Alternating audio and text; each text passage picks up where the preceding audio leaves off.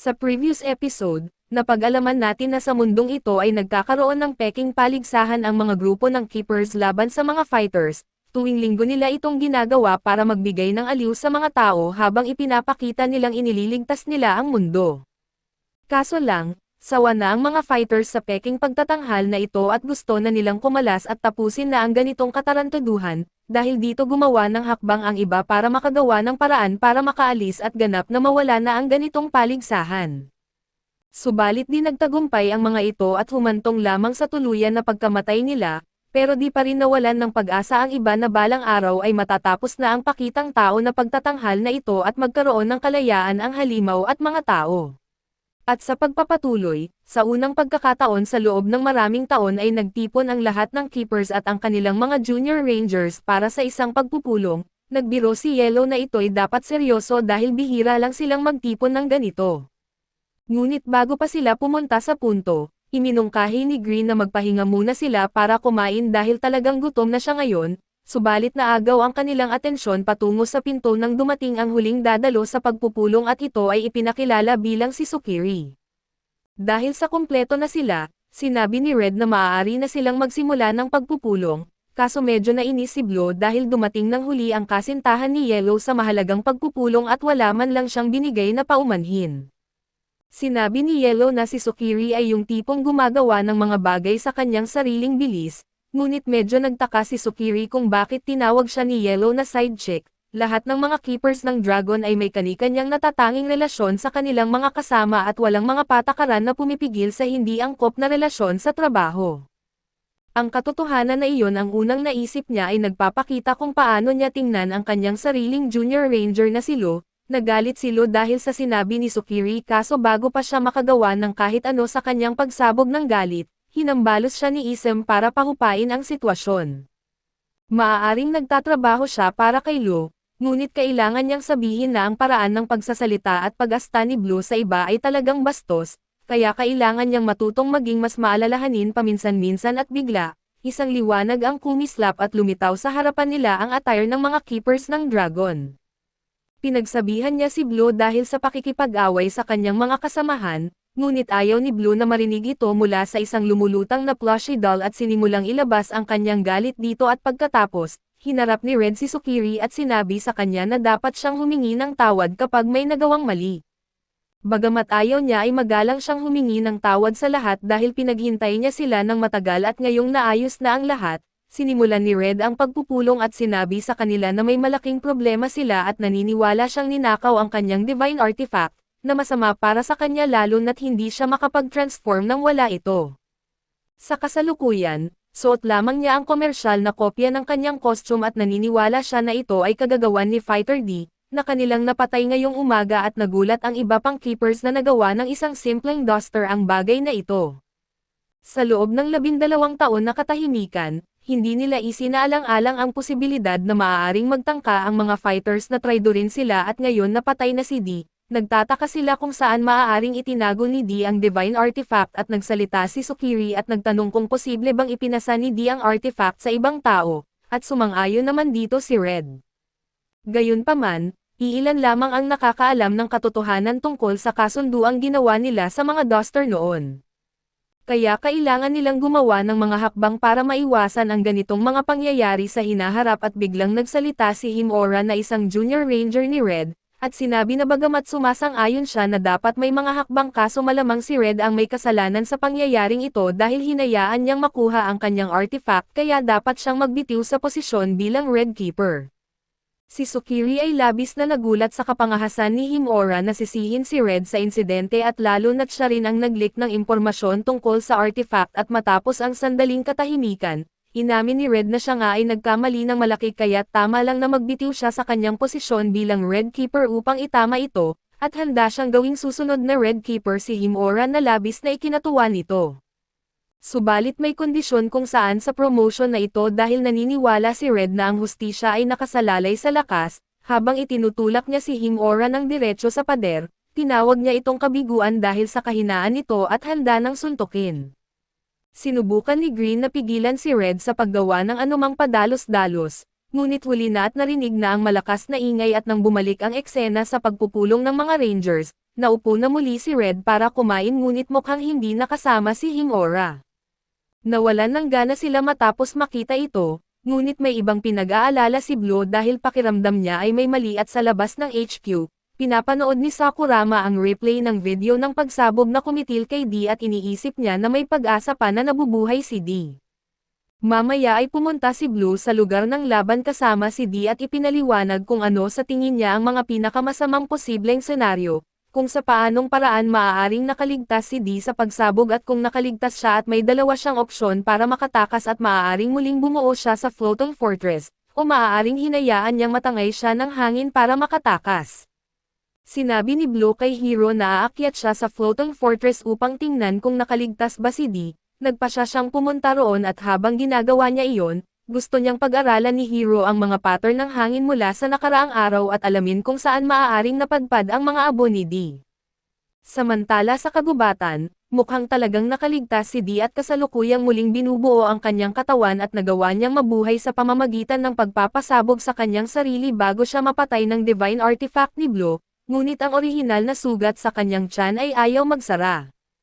Maaaring siya ay sugatan, ngunit hindi ito nangangahulugan na sumuko na siya at nagsimula siyang gumapang palayo habang ipinapahayag na hindi na siya matatalo pa ng mga Rangers. Napansin siya ni Sakurama na nagpatuloy na dalhin si D sa isang kuweba at ipinapahinga siya roon. Tinanong ni D kung bakit tutulungan siya ni Sakurama, kaya sinagot niya na mayroon lamang isang bagay na maaaring gustuhin ng isang Ranger mula sa isang Duster. At dahil hindi mamamatay ng mag-isa si D ay naroon si Sakurama para tulungan siya.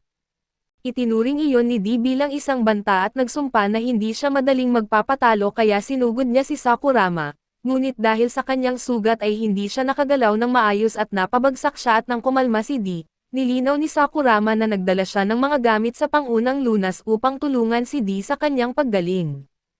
Bagamat hindi siya sigurado kung gagana ito sa katawan ng isang Duster, bagaman ngayon alam na ni D na walang masamang balak sa kanya si Sakurama ay hindi pa rin niya nais tanggapin ang tulong mula sa isang Ranger kaya tinadyakan niya palayo ang kahon ng gamit sa galit, ngunit muling bumagsak dahil sa kanyang sugat. Tinanong ni Sakurama kung bakit hindi na lang niya ayusin ang kanyang sarili kung sapat na siyang may kakayahan, ngunit sinubukan na niya ito at biglang naisip ni D na ilipat ang ilang mga partikulo mula sa kanyang braso papunta sa kanyang tiyan para ayusin ito. Ngunit dahil masyadong nakatitig sa kanya si Sakurama ay nahiya siya. Humingi siya ng paumanhin ngunit tunay na nabighani si Sakurama sa paraan ng paggana ng mga katawan ng Duster, na wala siyang nakitang katulad nito noon at ang lahat ng papuri ay nagudyok kay D na magpasikat ng kaunti kaya nag-transform ang kanyang braso sa isang pusa. Pagkatapos, nagbigay siya ng munting palabas para kay Sakurama sa pamamagitan ng pagbabago sa iba't ibang bagay ayon sa kahilingan nito kaso pagkatapos niyang gawin ito, sinabi niyang masakit pa rin ang kanyang tiyan kaya gusto na niyang umalis si Sakurama. Sinabi ni Sakurama na marami pa siyang nais malaman tungkol kay D at gusto rin niyang matuto si D tungkol sa kanya, kaya sinimulan niyang ikwento ang kanyang sariling buhay, binaliwala ang sinabi ni D na ayaw niyang marinig ito. Binanggit ni Sakurama na mula pa noong bata siya, lagi niyang nais gawin ang tama at nag-flashback sa isang pagkakataon na niligtas niya ang isang pusa mula sa pagkain ng mga uwak, ngunit pagkatapos ay pinaliwanagan siya ng kanyang ama tungkol sa siklo ng buhay at kung paano hindi makatarungan ang pagpigil sa mga uwak mula sa pagkain kahit nakaakit-akit ang kanilang pagkain. Ganito gumagana ang mga bagay at hindi tama para sa mga tao na makialam sa natural na kaayusan ng mga bagay. Pinagkatiwalaan ni Sakurama ang lahat ng sinabi ng kanyang ama at kahit noong unang lumitaw ang lumulutang na fortress ng mga Duster, tiniyak ng kanyang ama sa kanyang natatakot na anak na magiging maayos ang lahat dahil marahil ito lang ang paraan ng Diyos na mapaparusahan ang sangkatauhan sa lahat ng masamang bagay na kanilang nagawa. Sumasang-ayon din ang nanay ni Sakurama sa sinabi, ngunit hindi mukhang kumbinsido ang kanyang kapatid at palaging pinaniniwalaan ni Sakurama ang lahat ng sinasabi ng kanyang mga magulang kaya't kahit na iniisip niyang astig ang mga Rangers sa pagtalo sa mga mananakop, tinanggap niya na maaaring mali siya nang magalit ang kanyang ama sa paggamit nila ng karahasan para malutas lang ang problema. Sa galit nito ay marahas niyang binasag ang remote habang pasigaw din niyang sinasabihan ang kanyang anak na hindi dapat maging marahas ang mga tao at ngayon, Labis na naaapektuhan ang mga magulang ni Sakurama dahil sila ay mga walang pag-iisip na sumasampalataya sa isang kulto. Sa isang partikular na araw, sinabi ng leader ng kulto na bababa ang Diyos para sa kanilang kaligtasan at alam ng kapatid ni Sakurama na may mali, kaya sinubukan niyang pigilan siya na sumama sa lahat sa silid ng kulto. Kaso hindi maunawaan ng batang at madaling maimpluwensyang isip niya na maaaring hindi palaging tama ang kanyang mga magulang. Subalit biglang may naganap na pagsabog sa pangunahing silid at namatay ang lahat ng tao sa loob sa isang iglap. Ang halimaw na bumababa ay nagdeklara sa sarili bilang Diyos at bilang bahagi ng kanyang pagligtas, balak niyang patayin si Sakurama at ang kanyang kapatid. Nag-ipon ito ng lakas sa kanyang laser at pinaputukan sila ngunit sa huling segundo, itinulak siya ng kanyang kapatid palayo at dahil dito, nakaligtas si Sakurama sa pag-atake ngunit hindi kasing swerte ang kanyang kapatid dahil naipit siya sa ilalim ng mga debris. Nakita ng halimaw na nasasaktan ang kapatid niya kaya inalok nitong agad na wakasan ang kanyang paghihirap. Wala nang magawa si Sakurama kundi panoorin ang lahat dahil ang itinuro sa kanya ng kanyang ama ay dapat siyang manatili lang at huwag makialam dahil bahagi ito ng siklo ng buhay at kamatayan. Ngunit sa huli ay nagkaroon siya ng lakas ng loob na gumawa ng sariling desisyon at tumanggi sa pasismo at gumawa ng harang sa harap ng kanyang kapatid para protektahan ito at sa paraang hindi inaasahan, nakaligtas siya sa araw na iyon at pagkatapos noon ay nagdesisyon siyang maging isang ranger. Matapos niyang ibahagi ang kanyang buhay ay nagbigay siya ng reaksyon sa paghingi niya ng kwento sa kanya. Sinabi niya na hindi niya hiningi ang ganitong mahabang kwento ng pinagmulan at humingi ng paumanhin si Sakurama at binanggit na hindi sapat na nakakaaliw ang kanyang malungkot na kwento, kaya't sinubukan niyang magpasimula ng usapan sa pamamagitan ng pagtatanong kay Dee ng kanyang tunay na pangalan. Tumanggi si Dee na ibigay ang impormasyong ito, sinasabihan si Sakurama na mas mabuting tumakbo na siya habang may pagkakataon pa dahil kahit hindi halata, nagawa niyang talunin ang tinatawag na clown guy at natanto ni Sakurama na ang tinutukoy ni Dee ay si Taita, at nagulat siya dahil si Sean ay isang senior third ranger na nangangahulugang siya ang ikalimang pinakamalakas sa organisasyon ng mga ranger. Labis na natuwa si Dee na malamang ay talagang nagawa niyang matalo ang ikalimang pinakamalakas na tao, at inamin ni Sakurama na minamaliit niya ito. Subalit nagsimula siyang purihin si Dee hanggang sa aksidenteng masabi ni Dee ang kanyang pangalan sa isang pagpapahayag ng kanyang kagalingan, napagtanto ni Dee na nalinlang siya at hindi niya ito nagustuhan, ngunit handa si Sakurama na gawin ang anumang bagay kung ito ay makakatulong sa kanya na tuluyang wakasan ang walang kabuluhan na digmaan. Dahil dito ay may hiling si Sakurama kay Dee kaso bago pa man nila ito mapag-usapan, may narinig silang mga ingay na nagmumula sa kagubatan at habang nagaganap ang pagtugis ang tensyon naman ay tumitindi at nang makita ni Haru si Sakurama, mabilis niyang hinugot ang kanyang sandata kaso nang ma-realize niyang ito ay kapwa ranger ay bahagyang huminahon siya. Tinanong niya si Sakurama kung may nakita ba siyang duster sa lugar, at kinumpirma ni Sakurama na mayroon nga kaso sa paraan na tila pinoprotektahan niya si Dee, hindi maintindihan ni Dee kung bakit gustong-gustong tumulong sa kanya si Sakurama. Habang nililibang ni Sakurama si Haru sa pamamagitan ng pagpapalibot sa kanya, nawalan ng pasensya si Haru at muling itinutok ang kanyang sandata kay Sakurama, binalaan siya na huwag magsinungaling at sa puntong ito ay lumantad si Dee upang iligtas si Sakurama mula sa pagiging itinuturing na traidor. Nagdeklara si Dee na ibabagsak niya silang lahat ng sabay-sabay, ngunit bago iyon ay pinaikot niya ang pansin ni Haru sa pamamagitan ng pagsasabing tingnan mo ito sandali. Nahulog si Haru sa patibong at sinamantala ito ni Dee upang tumalon pababa at subukang hiwain ang ulo ni Haru. Subalit ang nagawa lang niya ay magalit si Haru dahil ayaw niya sa mga maruming tactics sa laban, inaktibo ni Haru ang kanyang divine artifact para tapusin si Dee, ngunit binanggit ni Dee na tanging mga Dragon Keepers lang ang may access sa mga divine artifacts. Inamin ni Haru na replika lamang ang kanya subalit sapat na ito para talunin ang isang duster tulad ni Dee at dahil nagbago ang sitwasyon, agad na tumakbo palayo si Dee at habang hinahabol siya ay pinaputok ni Haru ang mga slash sa kanya, pinipilit si Dee na magtago sa mga puno para mabuhay. Patuloy na umatake si Haru at sinisikap niyang hanapin si Dee kaso mahusay si Dee sa pagtatago, kaya't nasira ni Haru ang buong gubat nang hindi siya nakikita at pagkatapos, inihayag ni Dee na nagtatago siya sa loob ng isang puno at ngayon na malapit na siya, lumundag siya palabas at inagaw ang sandata ni Haru.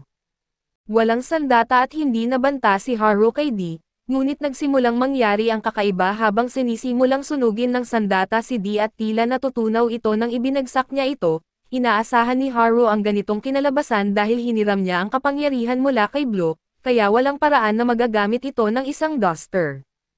Habang ipinaliliwanag niya ito, tumakas na muli si Dee at nakalayo ng malaki bago niya muli natagpuan si Sakurama at nang maabutan siya ni Haru, mukhang hino-stage ni Dee si Sakurama at nagbanta na papatayin siya kung hindi ibibigay ang Divine Artifact. Hindi alam ni Haru kung totoong hostage situation ba ito o kung nagpapanggap lang si Sakurama na kasabwat ang duster, ngunit wala siyang pakialam dahil balak niyang mapabagsak silang dalawa ng sabay-sabay. Napagtanto ni Sakurama ang balak ni Haru kaya nabanggit niya na tumawag na siya ng backup mula sa HQ. Kung malalaman nila na kinailangan niyang isakripisyo ang isang ranger para lang patayin ang isang duster, hindi ito magiging magandang tingnan para sa kanya at dahil dito ay pumayag siyang isuko ang kanyang sandata. Subalit habang inaabot ito ni Dee ay binuhusan siya ni Haru ng slime na naipon sa kanyang katawan at pagkatapos, hinaabot ni Haru ang kanyang sandata para tapusin si Dee kaso nauunahan siya ni Sakurama at tinaga ang ulo ni Dee bago masipa palabas ng bangin. Naniniwala si Haru na matagumpay na napatay ni Sakurama si Dee at wala siyang dahilan para paghinalaan ito kaso lang, nakita natin na si Dee pala ay nagpapanggap lang at samantala sa sahig ay nalantad na ang tunay na Sakurama ay nagpapanggap bilang si Dee. Natutuwa siya na naloko nila si Haru kahit na nagkakahalaga ito sa kanya ng isang braso at mukha. Noong una silang magkita, iminungkahi ni Sakurama ang isang plano dahil hindi niya kayang manalo laban kay Haru habang mayroon itong Divine Artifact. Napakatindi ng kanyang dedikasyon kaya kinuha niya ang kanyang lightsaber at pinutol ang sarili niyang braso para matulungan si Dee na magpanggap. Sa ganitong paraan, maaari niyang matutunan ang higit pa tungkol sa organisasyon ng mga ranger at masira ito mula sa loob. Kaso dito muna matatapos ang ating recap. Salamat sa inyong panonood hanggang sa muli.